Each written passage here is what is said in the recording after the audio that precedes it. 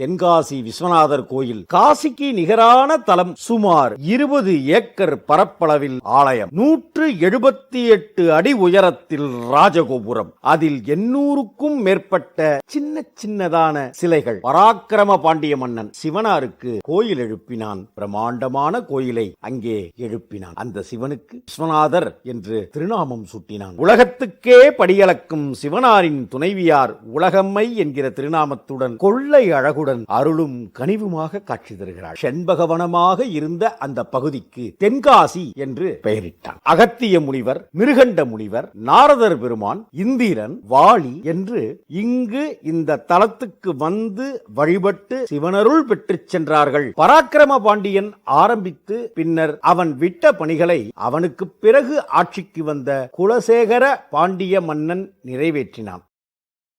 Download ShareChat.